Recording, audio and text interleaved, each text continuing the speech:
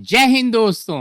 तो I know कि Apple ने इस WWDC में बहुत कुछ अनाउंस किया है and I am pretty sure कि अभी तक आपने बहुत सी वीडियोस देख भी ली होंगी। इस वीडियो में I just want to talk about one thing जिसकी अभी मार्केट में तगड़े लेवल की हाइप चल रही है and yes, you guessed it right, it is AI।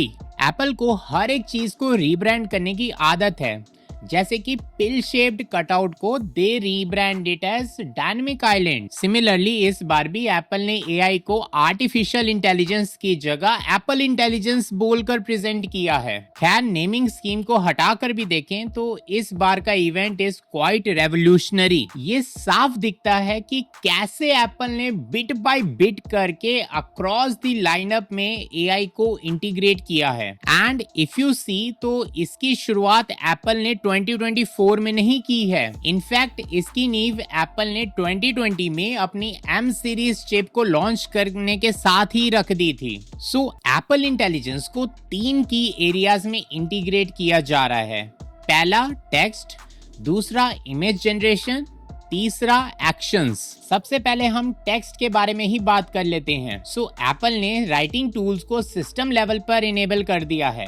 In writing tools से you can rewrite the sentence, summarise the content या फिर use it as proofreading.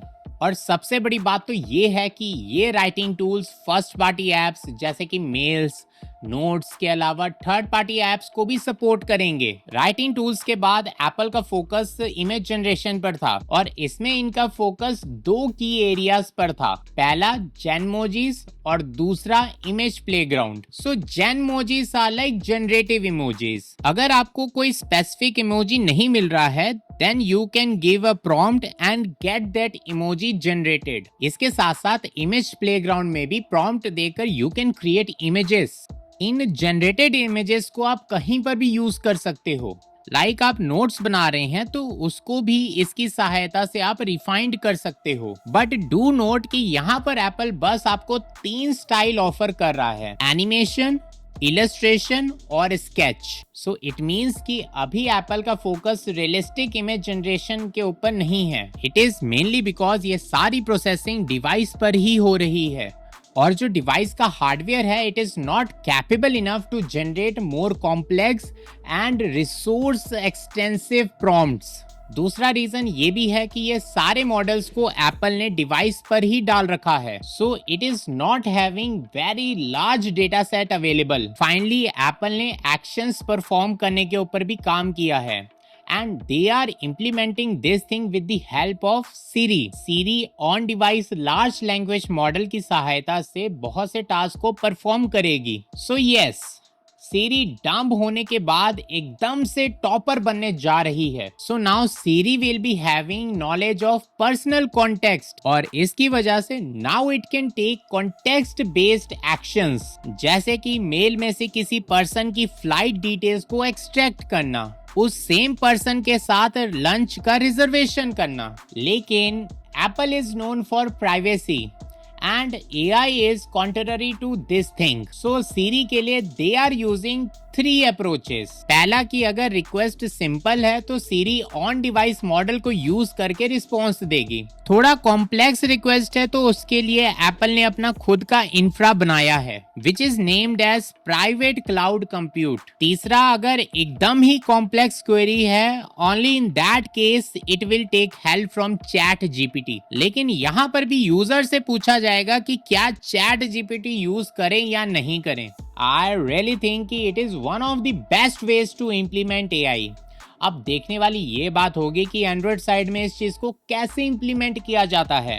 और बड़ी बात तो ये है कि इस चीज को इवन इंप्लीमेंट भी करते हैं ये नहीं करते हैं, और करते हैं तो कैसे करते हैं। एप्पल के पास टाइट इंटीग्रेशन का बेनिफिट है।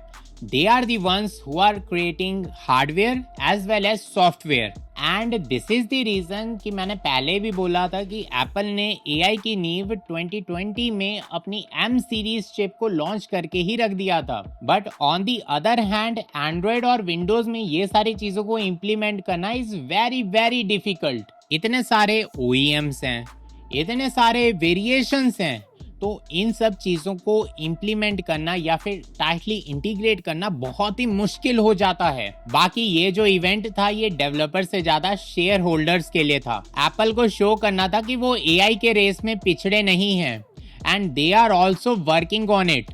और देखा जाए तो एप्पल पिछड़ भी कैसे सकता है, अभी जस्ट एआई की हवा चल रही है। ये एआई टर्म पहले भी एग्जिस्ट करती थी। जो तुम फोन के कैमरा से पिक्चर क्लिक करते हो तो उसकी प्रोसेसिंग में भी एआई यूज होता है, बैटरी मैनेजमेंट में भी एआई यूज होता है, जो फेस अनलॉक है उसमें भी एआई ही यूज हो रहा है। लेकिन अभी जो एआई की हवा चल रही है वो चैट जीपीटी की वजह से शुरू हुई है। बाकी आप क्या सोचते हो वो मुझे आप कमेंट सेक्शन में बताना। आई होप आपको ये वाली वीडियो पसंद आई होगी। अगर पसंद आई होगी तो लाइक कर देना, चैनल पे पहली बार आए तो इस चैनल को सब्सक्राइब कर देना। मैं मिलता हूँ बहुत जल्द बहुत से अमेजिंग कंटेंट के साथ, तब तक के लिए जय हिंद।